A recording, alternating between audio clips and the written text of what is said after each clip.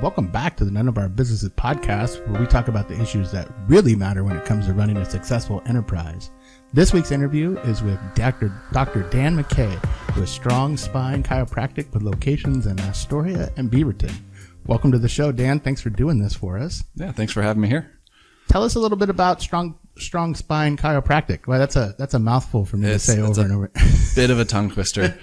We started up in October, I believe. Partner and I started this project. We'd both been associates. We graduated in 2014, learned how to run a business, decided we wanted to do it ourselves, and opened our own doors. That's so awesome. So you have the entrepreneurial spirit. I can speak a little bit to my industry. And for those of you that don't know, we offer outsourced accounting. I'm an accountant by trade. And I think accountants by nature are a little risk adverse. Often, accounting is a very safe bet as far as like a degree goes. Yeah. And so they often get in a rut of getting into a place and cutting a check and then waiting to become partner or seeing where that takes them. Or then they go to industry and kind of work for a company. We don't see as much entrepreneurial spirit coming out of that place, but I've met many chiropractors and they kind of have that entrepreneurial spirit behind them. Is that kind of what drove you into wanting to start your own practice? Yeah, you kind of have to. They don't teach you a whole lot of the business side in school unless you're business savvy to start with. But being able to learn from other successful docs and then start your own is pretty much the chiropractic model and how you start a business. So you, by choice or not, you get to figure it out as you go. Hook or crook, you're going to do it, right? Sink or swim, you just got to make it work. So maybe talk to us a little bit more about what for people that have this idea that chiropractic is kind of just a rack 'em and crack 'em kind of operation. Give people a little bit of idea of how much integrated health there is in that chiropractic space. Quite a bit. A lot of people don't know that we go to 4 years of school after undergrad. Right. So it's a full doctorate program. And we get about as much class time as a regular MD. We just focus more on the musculoskeletal system and how it relates to the nervous system, as opposed to more internal stuff. So I'm not telling you not to take prescription drugs. I'm just trying to fix things from a different view. Right. And I'm a strong believer in chiropractic services. I've used them quite a bit through my life, and they've helped me a lot. And often, I guess, the objection I hear from a lot of people is, yeah, I feel great when I go to the chiropractor, but then my back hurts 3 months later. And it's kind of a holistic view, I guess. If you just go and see a chiropractor, I guess, when your back hurts, and you're not doing the things that prevent that. That turns us into expensive aspirin. Yeah. Yeah. That's why we give you treatment plans. Just because the pain goes away doesn't mean the problem's fixed. It's kind of like antibiotics. You take the full course, not just when you feel better. So we try and get you moving properly, get you stronger, get you functional, and then send you out of the office with the necessarily skills and the exercises to move forward to take care of yourself. Maybe talk to me more about that.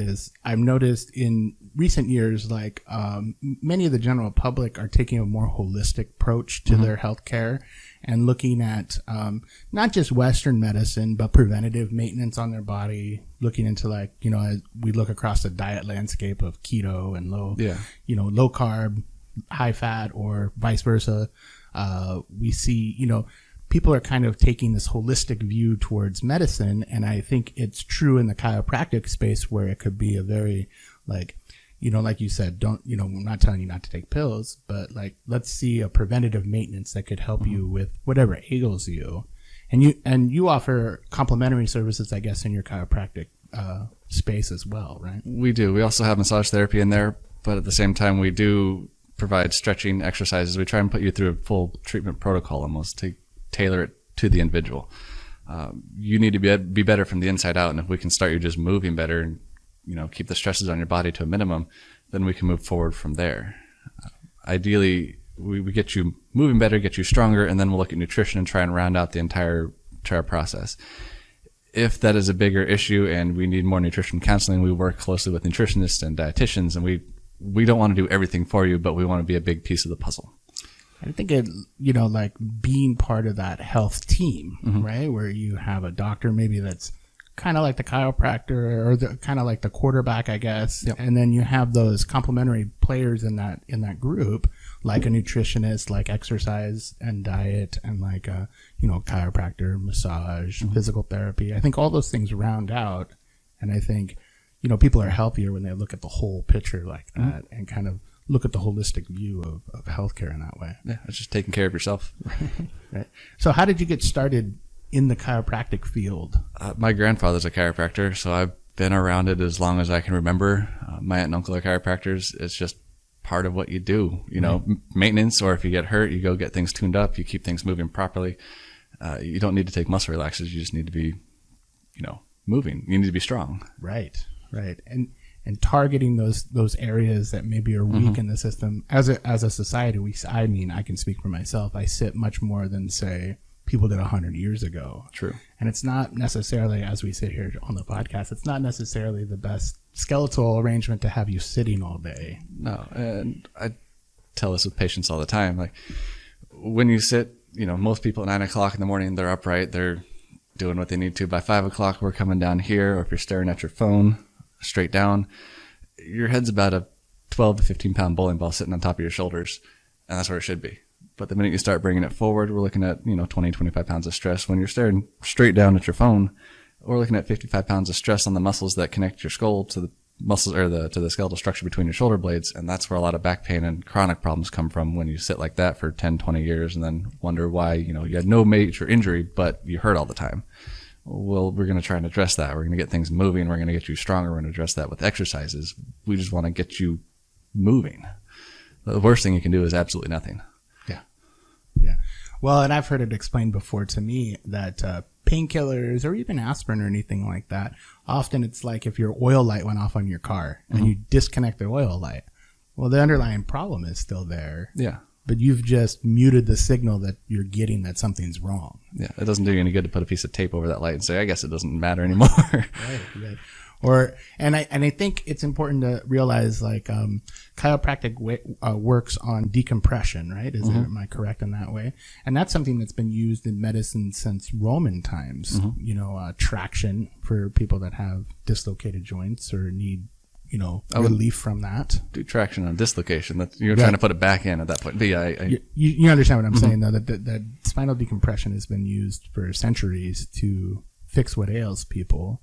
And the person that introduced me to chiropractic explained it kind of like if there's a plant growing and there's a water hose that's supplying that plant with nutrition, and that hose is kinked, then that plant isn't going to grow as well. Same thing, kind of, the spinal cord is kind of like an electrical cord for your entire system. It's the power source for everything. And so if it's out of alignment, the body isn't going to be able to naturally heal itself or get into a place where it can send the signals back and forth correctly. Yeah, it's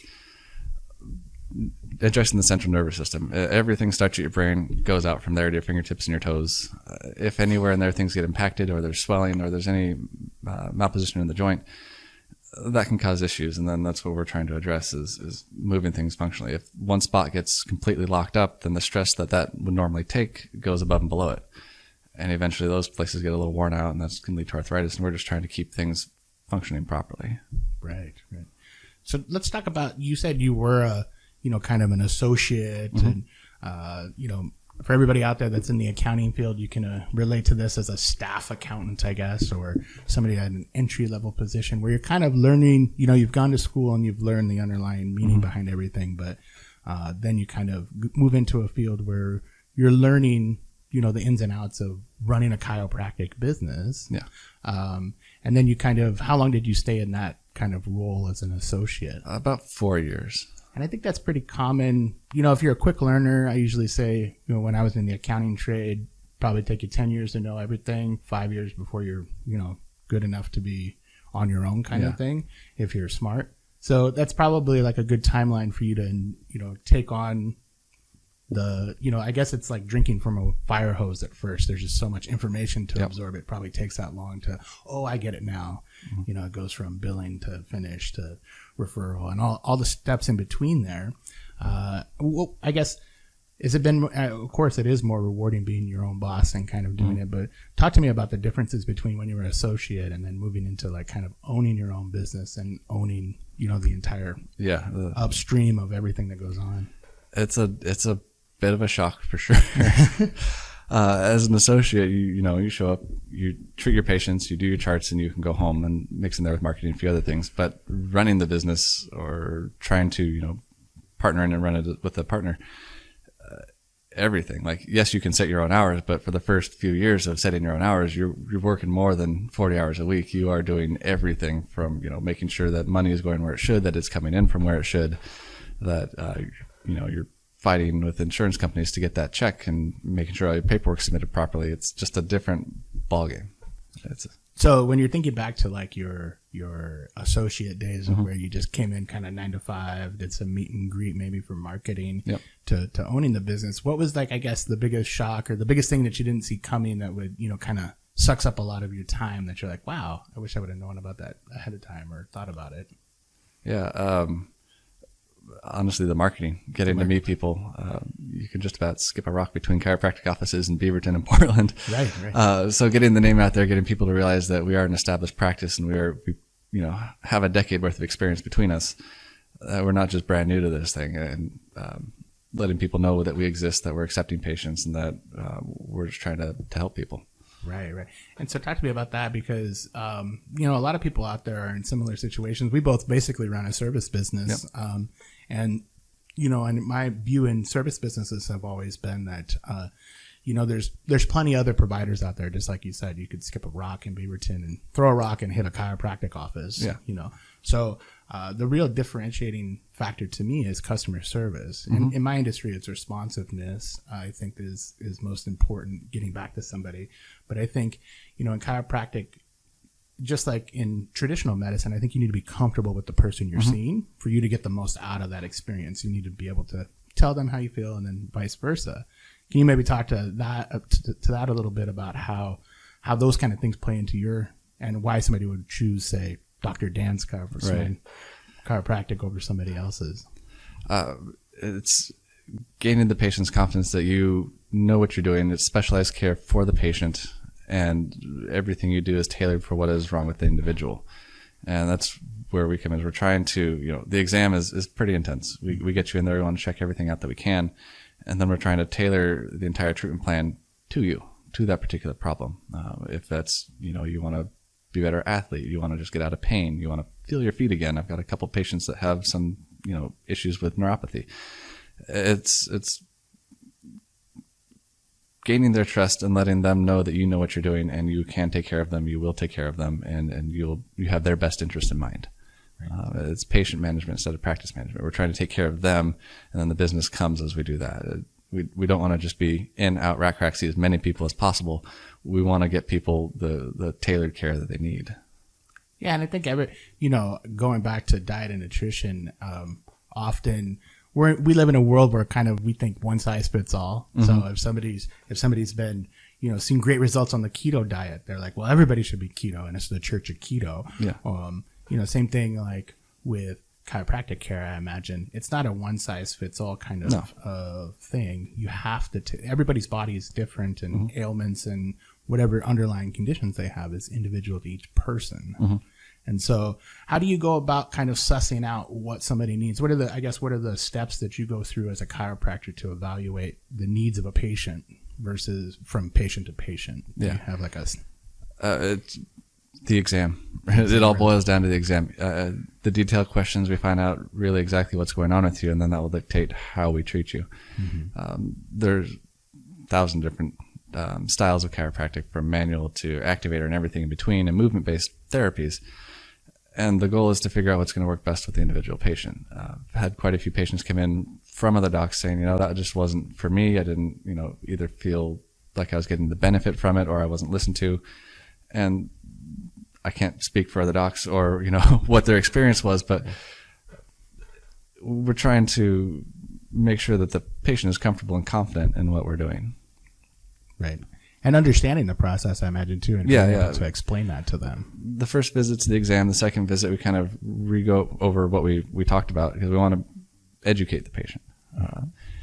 If you don't know why we're doing what we're doing, it doesn't do anybody any good, because if you say, my chiropractor helped me out with X, Y, and Z, and you have no idea how or why we affected you, then it's, great, we helped one person, but they're not, they don't know why. And if you know why, it makes it easier in the long run to take care of yourself as well. Sure. Yeah. If you know what led up to that, painful experience of having to go see a chiropractor, and to your point, having some kind of aftercare plan to make sure that you're strengthening whatever was, weak to begin with in the first place. I think that's something that we do in our business quite a bit as well. We take a look at somebody, we call it pain points, I guess, like what's the biggest pain point in your accounting?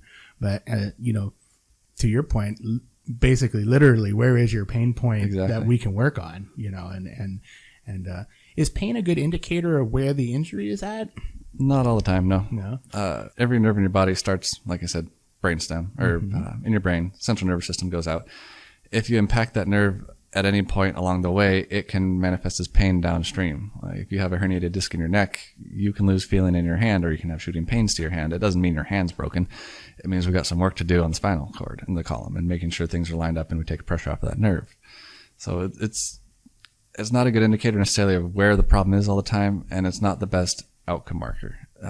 We try and use range of motion or functional things at home, like can you lift a coffee cup that you've been dropping for the past 5 years, or what's going on with you? What is your goal by the end of treatment? And out of pain is always an easy answer, but that's not the end goal for me.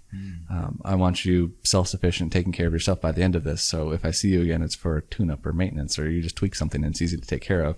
I don't want to have reoccurring problems where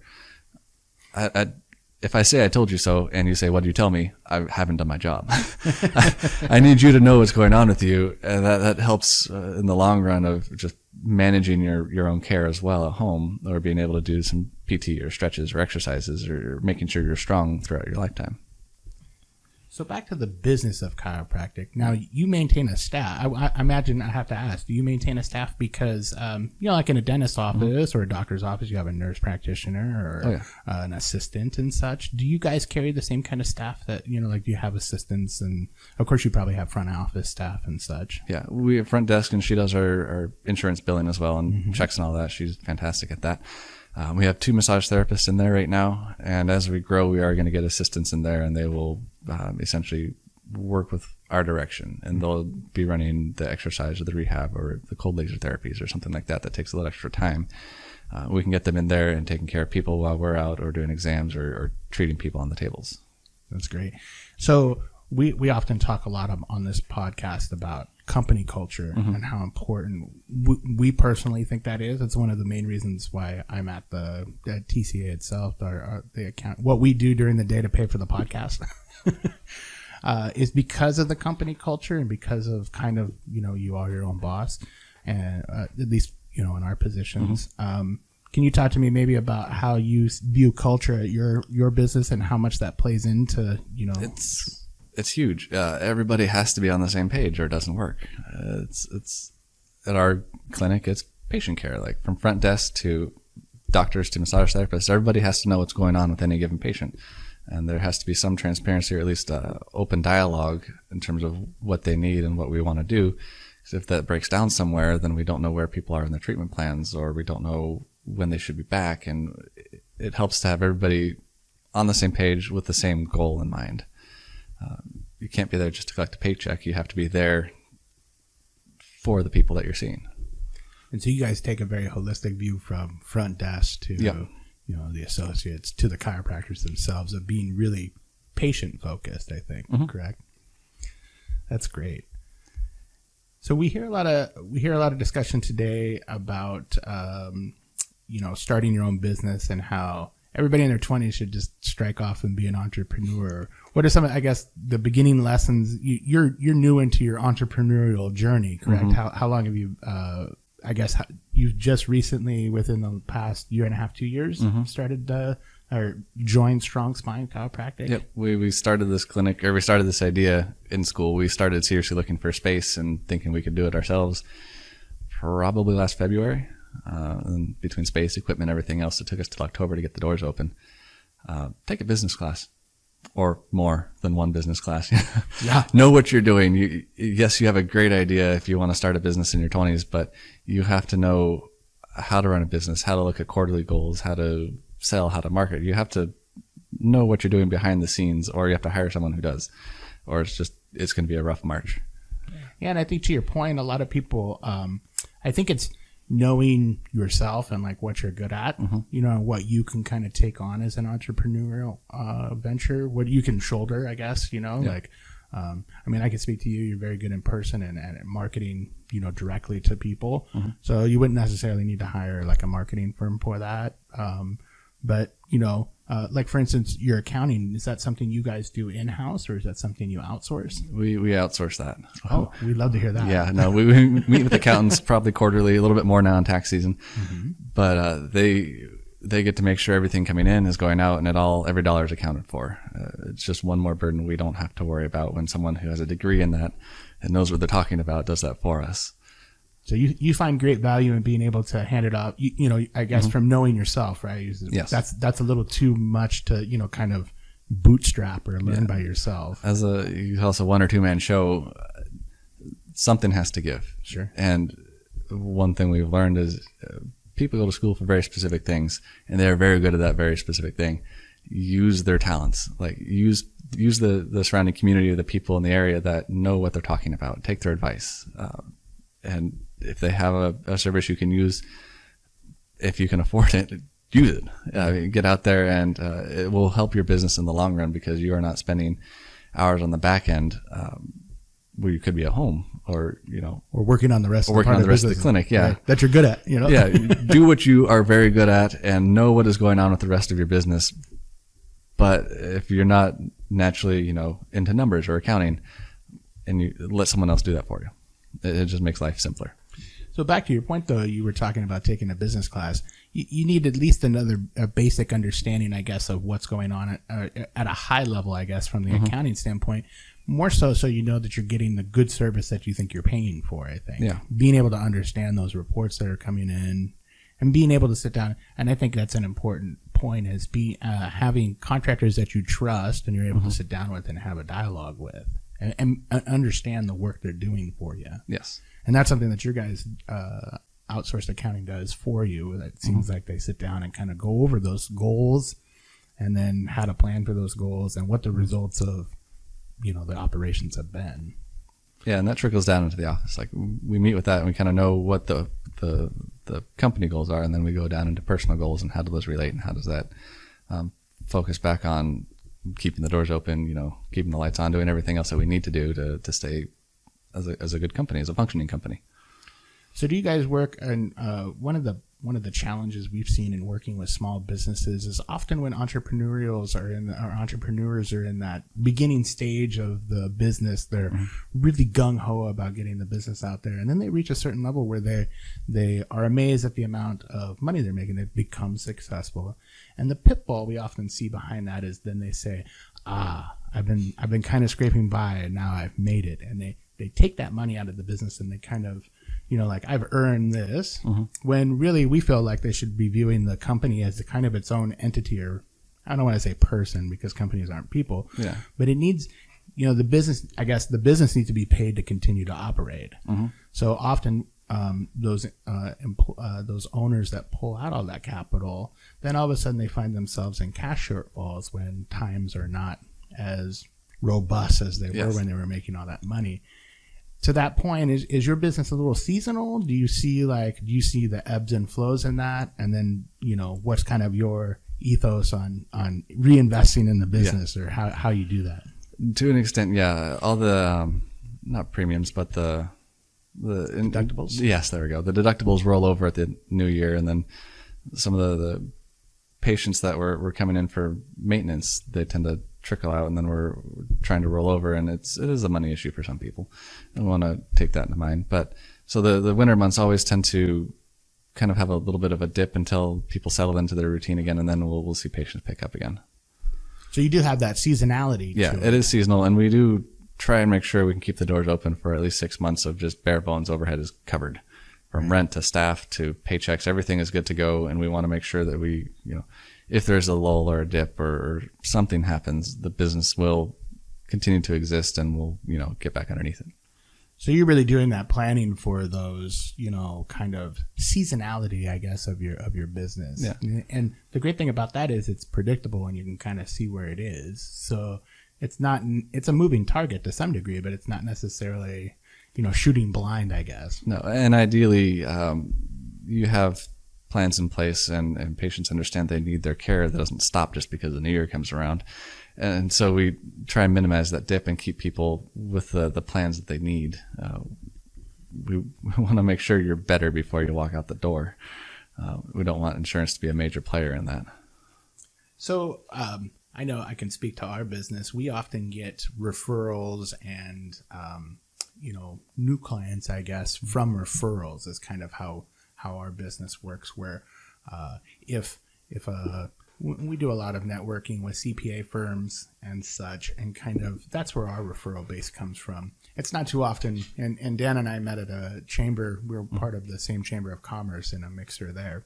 It's not very common for my practice to get somebody off the street that I meet like, oh, you need accounting services? I have accounting services. Yeah. But I imagine that's a little different for chiropractors. So where does your referral network come in? Or we use a mix, of course, of kind of trying to find revenue streams for clients and such, and making sure that we fit with the right client. Can you talk to me maybe about your marketing strategy and how your sales pipeline works? I don't want to call it sales pipeline. Right. You're really helping people. Ideally, it's referral based is the best way to do it. Because like we mentioned before, there's a bunch of chiropractors out there. We want to make sure the people we've helped, if they know anybody that needs help, needs care, needs something going on, they can be confident in coming to us that they'll get the care they need. But the starting the new business thing is where you see us out at all the marketing events and just trying to meet people that have skills that we can network with, like the physical therapists that I've met with or the nutritionists. I'm not trying to get them in as patients. I'm trying to get them into the network of people I can send people to and vice versa, so we can all take care of, like, it's all patient based. So if the more people you know in different areas of study, different specialities, the more you have access, or you have options for the patient to take. And that, again, comes back. If they trust us as a chiropractor, they know who they can send people to, and know that patient will get the care they need. And essentially we're trading on somebody else's name, that they trust us to take care of their patients and vice versa. That's another big part of marketing, at least to start a new business. Ideally, referrals are the best. But if we can get people to know we exist and understand what we do, then it helps take care of itself. Yeah, I think that's so true. When you're getting referrals for something, obviously somebody's asking for a one trusted person that they know and trust to give them advice, or give them a referral to somebody to do a different service for them. Yeah.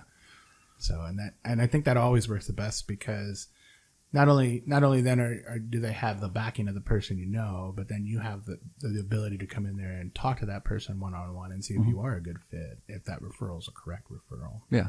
And that's kind of tying this into our clinic. The first part of the exam isn't really an exam, it's a consultation. I want to know what's going on with you to make sure that we're the right fit. I don't want to work on something I can't fix, because then I haven't done my job as a practitioner. If it's something that a nutritionist or dietitian or even physical therapy is going to be a better fit for, then I'll shake your hand and say, here's a card, talk to this person first. When we get back around to this, we'll address your issues as well. But I want to make sure that we find the right spot, whether it's our office or another office, or hell, if you've got TMJ and you need a dentist, cool, we'll go over there. Patient fit. Get you in the right spot. Get the care you need.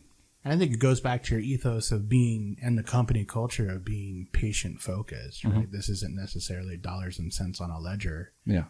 It's about helping people, Yeah. And yes, it is a business. We do need to keep the doors open. So we do have to help enough people to, pay bills. But ideally, that's on the back burner and we can just focus on people. Yeah, that's great. So what's next for Strong Spine? I'll get it by the end of the interview, and then we won't have to worry about it again. But no. Strong Spine Chiropractic. What's next for you in Strong Spine? We've goals. Yeah. We own Strong Spine in Beaverton. We own Astoria Chiropractic. Our goals are to get somebody out in Astoria full time, because right now my partner and I trade weekends out there to keep that clinic working and get the patient care out there that they need. It's an underserved community, so we are too busy. Sure. We're trying to actively get someone out there. We'd like to hire another doctor in our office and open up from Monday through Saturday. Get almost full week care, give people off on Sundays, but open up as many hours as possible so we can get people in there that may not have the ability to get in the middle of the day. They are working 9 to 5, and if they leave, they don't get paid. Well, if we can get you in on Saturday and get you taken care of, that's fantastic. So hiring another doctor, getting a couple of assistants in there, just essentially tuning the clinic to function that way. Yeah, that'd be great. Weekend hours, I would definitely take advantage of that. I know just from practical experience when I was working for a firm trying to get out, I'd always try to straddle my chiropractic appointment at like, when do you open? Okay, I'll be there. 9 o'clock or 6:30. Yeah. Whenever I can get there, and the earliest I can possibly get in. Do you find a lot of other chiropractic offices are moving to a 6-day work week, or where they have a weekend, or is that something unique that you guys are thinking about? I don't necessarily think it's unique to the profession. Many offices that have multiple practitioners will do something similar to that. We're trying to work it to where that it fits in our model. Right now, working out in Astoria and here, we're both already working 6 days a week. It's kind of hard to open up Saturday at this point in time. So we're actively working on making that a reality. Feel like one of those plate spinners in the circus, right? You just got to keep everything, all the parts moving at the same time. Keep it all in the air, and then when it lands, it lands. Right. Talk to me about the scheduling process with Strong Spine. How does somebody go about getting an appointment? Do you guys have like somebody on call, or if they call, do they reach a real person, or do you just Well, if you call on Saturday, probably not. Of course. Monday through Thursday, those are our regular office hours, 9 to 6. We will have somebody there to answer the phone for you. Was there anything I've asked that I shouldn't have, Dr. Dan? Is there anything else that you wanted to talk about? We cover all those questions already. Actually, we've been here for like 40 minutes, I think. Oh, wow. That was quick. Time flies when you're having fun, buddy. That works for me. Are you accepting new patients? Yeah, we are. Oh, we're open right now, trying to get people in there, get our name out there. I'm trying to think. How can people get a hold of you? Are you on like LinkedIn, Facebook, Instagram? We have a Facebook page. I'm on LinkedIn. If you have any questions, email us through there at strongspine.facebook.com or whatever it is. We try and get back to people within the day, let you know what's going on, or get you in for a consultation, or see what we can help you with. Yeah, and then and you said you had the location in Beaverton, of course, and Astoria. Yep. Well, Dr. Dan, thank you so much for joining us on the None of Our Businesses podcast. And for the viewers out there, please smash like, subscribe, let your friends know, and definitely visit our friend Dr. Dan at Strong Spine Chiropractic if you have any needs for chiropractic services. Until next time, we'll see you. Thanks. Okay, hey, and welcome back to our podcast and YouTube show, None of Our Businesses. I'm here with for the roundtable discussion with AJ and Charlie. Yeah. And AJ, I noticed you're wearing that Puma sweatshirt again. So it's gonna be my thing. Just for our audience, we actually aren't filming this all on the same day. He literally just takes that shirt home, washes it, and then wears it again every week. It's gonna be my thing. It's like my outfit. I feel like that's cool. It's my podcast, attire. Yeah, it's your podcast shirt. Yeah, looks comfy. My wife says it looks like you don't do laundry. You're just wearing the same thing every week. It's not true. I wanted to dispel that myth for the guest right away here. Yeah. The truth is, we are filming these back to back, and Charlie was smart enough to bring a change of clothes. Yeah, I was not. You guys are way ahead of me. I'm just. I'll show up and do it. All right. Well, I think we got a couple of articles to talk about today. So, who wants to go first here? I can go first. Yeah. Let's do it. That sounds good. Yeah, so I've got an article this week called 12 Small Business Positions That Should Be Full-Time. And these like yoga positions? Not quite. A little different. They got... they're looking at things like, let's see, what do they got? Developers, customer service, accounting. Oh, okay. It's basically a list of every position that exists in a business. But it's from smallbiztrends.com. And, I guess I just wanted to get your guys' take on, what positions you think are crucial to be full-time positions in a company. Well, my first question is, what does it say about accounting? I mean, we're all accountants, so I'm just wondering what they say about accountants. It's got kind of a fun take on it. Its take is that you should basically find somebody who is able to do a great job at a fraction of what someone else would charge. And basically that, you should just find a good, cheap accountant that does the best work for the cheapest amount of money. Yeah. Yeah. No, and they talk about outsourcing or what? Yeah. Well, so the article about full-time positions is suggesting that you can't. We can't really argue with that, right? Yeah, I mean it's too central to what the company does to really make sense to have somebody who's not there all the time. Yeah. Yeah. I mean, of course, you want the least cost. You want the best possible work for the least cost. And the trick is how does a startup actually know that they're getting the best possible work? And I think that's really often the problem. And when you're hiring accountants, is that it's like, well, we think we're getting good work, and we think we've done it for a low cost. But you can evaluate the cost, obviously, but it's hard to evaluate the quality of the work. And it's like, in a lot of that kind of stuff like piles up on each other. So sometimes it can take a while before the fact that work is low quality actually even shows up. Yeah. So I mean, that's where the whole rub on something like that always is that, and so like my advice to entrepreneurs and startups is, look, you're probably not going to beat the system. Like there's a market for everything, including accounting work. And so if you think you got the best possible deal and you just got this amazing quality for low work, most likely you didn't. Most likely the quality is commensurate with the price you're paying. So, unless you actually have experience or skills in evaluating that. There's some people who are serial entrepreneurs, right? So they've been through that rodeo before, and maybe they do know. Yeah. Or they, for whatever reason, have accounting in their background, so they do know. But the vast majority don't really know. No, and I think that's right. I think, and I think it depends on where you're at in your, in the business life cycle. I mean, if you're literally just a startup, you should be bootstrapping a lot of that stuff, or at least hire somebody to come in and set up a system and show you how to run it, where at least you can like bootstrap those costs. They mention HR and stuff like that. I think it's very like dependent on your size too. If you're a 1 or 2 person operation, you don't need you need to be your own HR department, I imagine. You know what I mean? Yeah. Or at least have the wherewithal to outsource the payroll portion or something like that providers do on the cheap. I mean, for 2 employees, I can't imagine it's more than like, $50 a month or something like that. Yeah. And to have that regulatory thing taken off your plate, I think is huge. Yeah, compliance just has such high potential for costs if you don't do it right, that you just have no choice but to really just get it taken care of by somebody who understands what they're doing. But I think it's important from the accounting standpoint, and then the other one that always needs to be taken care of is a legal standpoint. I mean, if you don't have good legal footing, you have to engage a lawyer, I think, and then at least have some kind of accounting system and some kind of like payroll delivery system if that's part of the business. I think those core things probably need to be set up. But for the most part, if you're a single entrepreneur or you're really early in the journey, you're going to have to bootstrap a lot of that. But definitely. So it goes back to like you kind of need to know a little about a lot and be really good at what you're trying to do.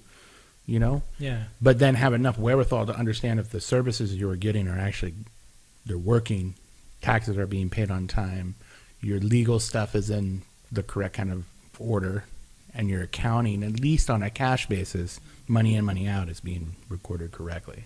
Yeah, and like Ty said, I mean, you don't know what you don't know, and if you didn't have the skills to do the work in the first place, you're not going to have the skills to evaluate somebody else doing that work. So, yeah. I mean, I don't know how you guys feel about. So to your point about when you first start up, you got to bootstrap it. I guess from your guys' perspective, is that just because the cash isn't there, or is there an advantage to an entrepreneur actually learning and doing some of all these things at first, beyond just saving money? I think both. Like I think it goes beyond saving money. I think it's like in life in general, it's always good to learn new things. And if you're going to be in the business world, you better know, at least a little bit about what the legal ramifications are of what you're doing and what those pitfalls could be in whatever you're doing. I mean, if you're selling consumer goods, do you have choking hazards? Do you have IP, intellectual property covered? Do you have partner agreements? Do you have LLC, documents to make sure that you're actually a limited liability company and it doesn't come back on you as a partnership or a sole proprietor where they can take everything if you screw up. Yeah. Those are like very basic things to get straightforward. Also, you should probably consult somebody to know the tax. If you're making decent enough money to be paying taxes on it, then you should be engaging somebody to know whether or not you're a different tax entity. If your business is a different tax entity, if there would be savings there. Yeah, and just to kind of branch off that point, I mean, as a business owner when things are starting to grow to a pace where you need to start bringing in professional help because you know that the cash is finally there. You've done all this work to get to this point, and here we are, needing systems in place. And right. So. And to Ty's point about that, bootstrapping or learning it, regardless of the monetary thing, when you actually have the money to pay for somebody to do it for you, and you know that's not your strength or the core part of your business, at least you'll be able to evaluate the value that person is bringing you. Yeah. Is it worth the money that I'm paying to them? If you know enough to be able to, like, okay, I did most of this by myself or with somebody's help before, so you have a basic idea of how it should look, how it should run. Then you know if what you're getting in return when you actually, take it off your plate is correct. Yeah. And I think there's this like fallacy that business owners often do where they start thinking that, well, I'm the one who cares the most about my business, so I'm the one who has to take care of everything. But what they don't realize is that like the people who they would bring in to take things off their shoulders care more about whatever their domain of expertise is. So it's like, yeah, they don't care about your business the way you care about it. Nobody will, because it's your baby or whatever, but that person cares more about accounting or cares more about human resources or whatever they do than you do, and they've made a career out of it because that's what they wanted to do with their lives. Yeah. Yes. I mean, I see that.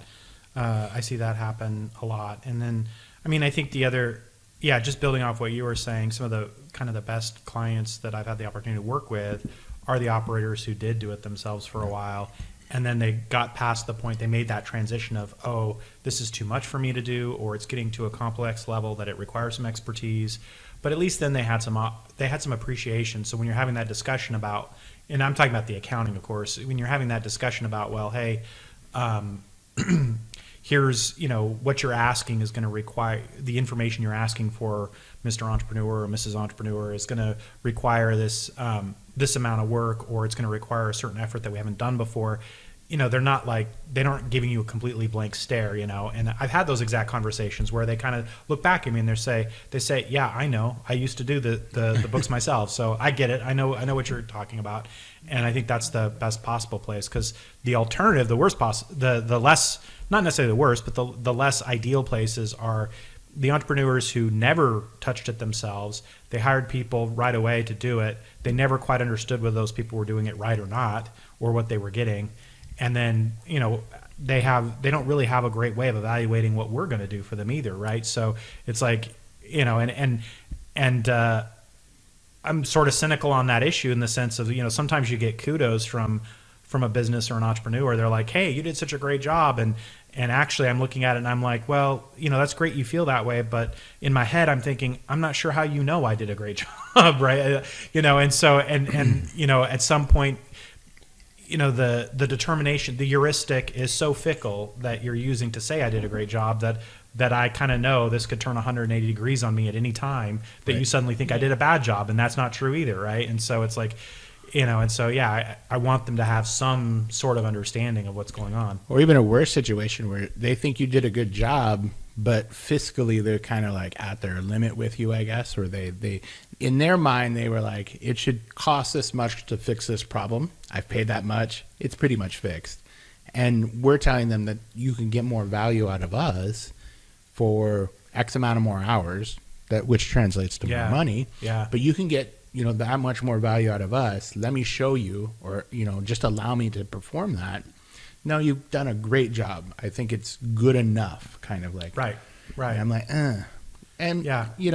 Well, then you've got a work product on the street that is not complete, but you couldn't, or necessarily as accurate or correct as you think it should be, but you couldn't do the work there to do it because they weren't going to pay for it to be done right. Yeah. And so, yeah, that's for any service provider, that there's a risk of when you have a client who won't pay you to actually do it right.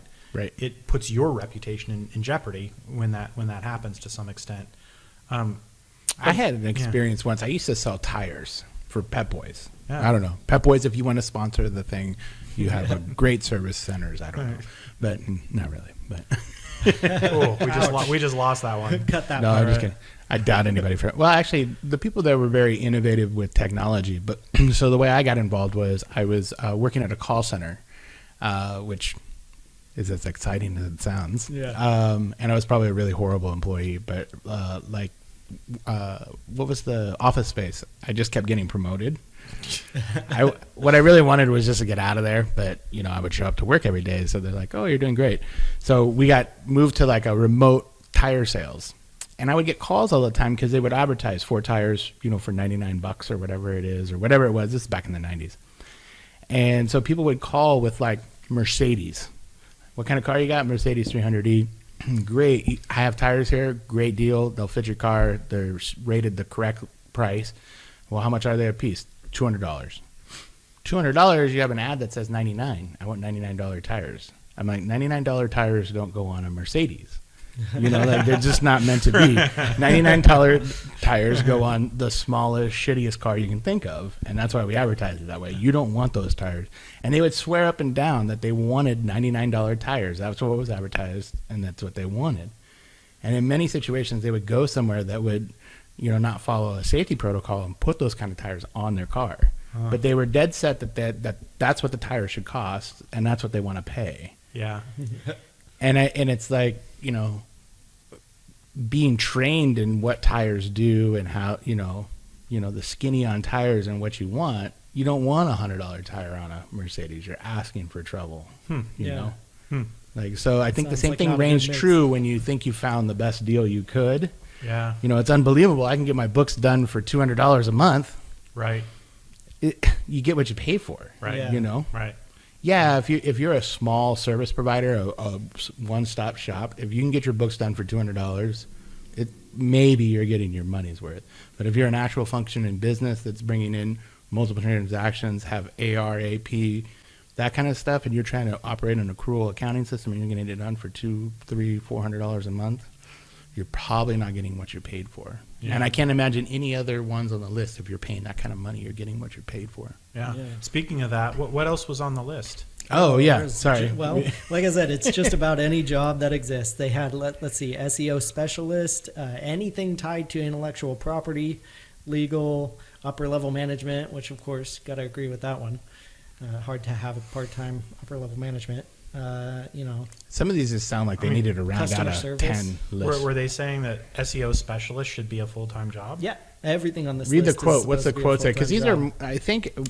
SEO is everything these days, and you want somebody on your team that knows your business inside and out and is fully committed. This way, they can properly implement an overarching strategy that is consistent and make sure that all of your content serves this strategy. And that was by Ruben Jonathan. I bet you Ruben Jonathan is an SEO specialist Probably. in that group. Jesus. Probably. Yeah.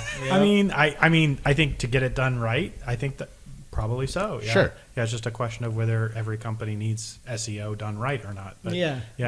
With web designer development or whatever it is being the first one, I think this was probably, and looking at the list, now hearing the list, I think this is probably around like e-commerce businesses or like younger entrepreneurial businesses that are very web centric. Right. Yeah, and that would totally make sense if it was web centric. Then your SEO person would matter. Yeah, would be like super important. Yeah. Well, and the developers being at the top of the list, I think really makes sense because there's just so much transition time and something like that where if somebody comes into a new company, they're not going to be able to hit the ground running. And so you need someone who's been there for a while, knows how the architecture works and how to get, how to do that job, basically. Were there any others on there that were surprising or odd to you?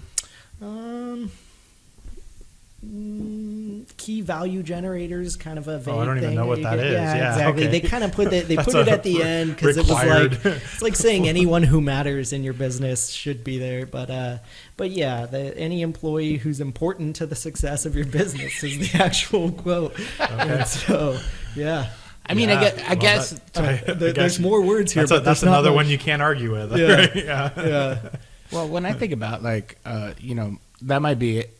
And they're probably thinking about even though they had sales as a separate one there, I think they're probably thinking about, Team Rah-Rah or something like that. But I would think more like you're forward facing, like a receptionist or anybody. Like I go to the gym every morning or try to go to the gym every morning, and it matters to me who's at the front desk. Yeah. I'm there at 6:00, and Tiffany and I have a favorite front desk person. So I think those kind of things can matter, Yeah. Well, and I mean, I think probably when you put this in context of most startup businesses, and you were talking about people bootstrapping it, I think your founders usually take on these roles in some different ways, right? And so, like sales, I think always sales is a full-time role, or as close to full-time as you can get it. But often, that your founder is the sales lead, and until you're ready to hire that and get that sales help. And so, but yeah, in terms of somebody working on sales full time, I would totally agree with that. Oh yeah, for sure. Yeah. Especially if you have a product or a service to sell, and you're not. Yeah. I mean, that drives everything. Yeah. You don't have any sales, you don't have a business. Yeah, that's the first thing always. Yeah. You can't do any accounting if no cash is coming. I mean, you can, but it's not going to go on for very long. That's right. No, I've heard it said differently, but yeah, your business is made by your customers. You have to have customers to have a business, but yeah, same thing. Yeah. Right. Yeah. All right, let's jump into this other one. You guys done talking about? Sure. We're ready for you. Yeah. Okay. I'm not ready for you. Hold on. Technical difficulties here. You're our key value generator right now. Mm-hmm. Yeah. Boy. In many ways. What a disappointment. So mine's actually from Vox. The KVG. Yeah. Oh, yeah. Of course. Key value driver. What do you guys call it? Yeah. I don't know what you guys call it. Mine's from mine's actually from Vox, the place for journalistic integrity. No, I'm just kidding. Vox, though, has an article about why nonprofits give away so much crap. And I thought this was an interesting article because, for those that don't know, I'm involved with nonprofit accounting and have been for the last, good 7 years or so. But I find that nonprofits often, much like the accounting world, are kind of stuck maybe like 5 to 10 years in the past of how technology and like sales and the way that just the companies function from like a very we think archaic, because now everything is so fast and digital and such, but those kind of industries have always been slow to adopt that kind of stuff. But what they're talking about here is, like you see NPR or the public access television, PBS and stuff like that, public broadcasting system, they have those telethons, and they always have like the tiers of gifts that you can get. So, for $50 and a reoccurring membership, you get a tote bag, or if you just, $20 more donation, you get the Ken Burns, like Civil War gift bag, set too. And these things, are kind of like, they're talking about how they're like status symbols. Like, you wanted to pay that extra $20 to get that membership or that donation to be able to have the tote bag, to be able to wear it, to be like, oh, show your alliance or tribalism toward these nonprofits that people are kind of iconic, like public broadcasting or the Audubon Society or whatever you may think. And so, and even in the smaller nonprofits that I had, everybody always had an annual report, some kind of like keychain or, some kind of swag to get their message out there. But a lot of times it's an incentive product for you to give them a donation. And one thing that article says is kind of it goes into the marketing behind it. It's very much like a for-profit, like restaurant or business, where if you got them on board, you had to pay to get them on board, basically by bribing them with like a tote bag or a T-shirt, which probably costs a nonprofit $5 or $10 per. Yeah. And the person that's getting it is maybe donating $2 or $3, so it costs you $2 to get this donor in free shit that you're giving away, for lack of a better word. It's just crap. And so, but the thing is now they have your information and they can hit you up for donations now, mid-year, year-end. And the longer that you're a part of this, the more money you're going to give. And research has borne that out in giving. And recently, like, donations have come down, so nonprofits are kind of struggling with an identity of how to get digital marketing going, and then also like the give and take between giving away free stuff, basically having to buy donors. The other thing too is sometimes the free stuff doesn't line up with the mission of the nonprofit. For instance, there was an ocean, Save the Ocean organization that they mentioned in here. They were giving away free tote bags, and one of the things was they were trying to reduce plastic waste in the ocean, But then the tote bag shows up wrapped in 3 plastic bags that these people are taking apart. So they're part of the problem by getting, by the exact thing they were trying to battle against now.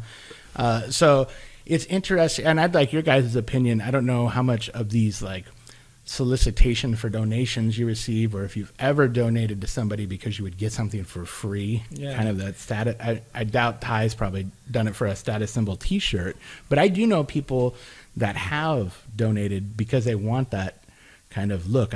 I support. Yeah, I mean, I actually, as you were talking about that, I was thinking that exact thing, that I think there are cases where, like if it's a unique item, a unique t-shirt or a hat or something, you just can't get it unless you're one of the donors. It's virtue signaling, right? Mm-hmm. I've got that t-shirt. That means I'm part of the tribe, and I give and that kind of thing. And so yeah, I think there is. And I mean, I'm not necessarily. It's not something I'm seeking to do, but I could see I could be susceptible to something like that if there was like a cool organization that you could that only donors could wear this certain thing or whatever. I could see how I'd be susceptible to that. Yeah, and they're coming a long way with swag, in these different organizations. I had one thing where Amex sent me a drone, and then they told me that you can use the drone, but we are going to do a sales pitch, and the remote is in the hands of the salesperson, and he'll come to your office, and if you listen to his 30-minute speech, you can fly the drone. And I destroyed the drone and never thought about it again. Ever. That sounds like the old the vacation giveaway for the timeshares, and they have you in that room with all the other cattle. Yeah, that's a pretty heavy pitch. Wow, Yeah, that's yeah. amazing. But you can do a lot with swag. That's the point. Yeah, Wow. No, it's true. Yeah. I thought you were going to say you engineered your own remote. And oh, yeah, no, backed into it. Go on. Obvious. It was a basic 275E42 model. Yeah. I fly this thing for free. Dip switches, and we were in the air. I was riding around on it by the end of the day. Made a hoverboard. Oh, this whole segment's not going to be able to use. Well, so you said something earlier I want to ask about. Yeah. Who the hell's Ken Burns?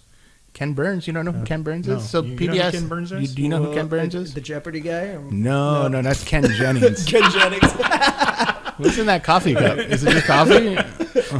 The other Okay. Ken Burns. Okay, Yeah. got it. I love the way you're like, you don't know who that is? Yeah, No, I'm not in the know, man. I do I not. I'm not in the know. No, I Can we talk about Ken Jennings? yeah, well, Okay, no. Ken Burns is a documentary filmmaker. So I don't know KB. KB. Yeah. Me and him go way back. Okay. But he did like a documentary on the Civil War. He did one on World War I and II with Tom Hanks. He's like he's a pretty visionary filmmaker. So like revered. cinematographer too, in terms of the reason I ask Yeah. is because you brought it. You were like, oh, maybe like a Ken Burns tote or whatever. And the other day, I was messing around with our website, tycar.com, and I was trying to.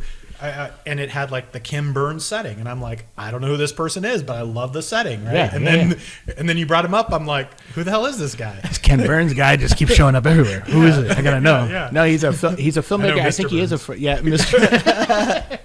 He's a filmmaker, documentary filmmaker. He's on big on the PBS and Okay. Vietnam Okay. War. So he must have documentary. because this setting was like some kind of way of zooming in and out and changing photos, and so it has something to do. Yeah, I figured it had something to do with photography or cinematography. Or For people that don't know, we have an editor that listens to this whole thing. Unfortunately, Ethan, I'm so sorry, but I wish you had a computer so you could pull this up because I'm going to do Ken Burns really quick. Here we go. Documentaries. Yeah, see, comes up as a documentary filmmaker. The films. Okay. Here's his Wikipedia. So he must have, I'm sure he has some kind of style to how he does this. That Now I'm going to age myself because I got to put on my glasses to read. Kenneth Lauren Burns, born 1953, is an American filmmaker known for his style of using archival footage and photographs in documentary films. okay. So Civil War, baseball, jazz, the war, national parks, Roosevelt's, Vietnam War, country music, the West, cancer, the empire of all Madeleines. I don't know. Brooklyn Bridge, Statue of Liberty, among others. Yeah. All right. Well, I learned something today. Hopefully, you all learned something today. That's great. Yeah. I don't know. That's what I'm here to do. Yes, That's what good. I pride myself Yeah, on. excellent. Yeah, Well, I guess we're done talking about it. we're done. Yeah, I don't know. We're I guess. done. Is that it? Yeah. Are you guys done? Yeah. Okay. Well, all right. They're done with this episode. turning it off. Sure. Like, nobody's listening by this point. All right. Well, I guess we will bring this to a close, and I'll thank Charlie and AJ for sharing the afternoon with me, and another good discussion. And for you guys at home, don't forget to smash the like button and subscribe and hit the notification so you know when we're coming out. And if you're listening on the podcast, keep downloading us, and we'll keep doing it. All right. Thank you, everyone. Thanks for listening.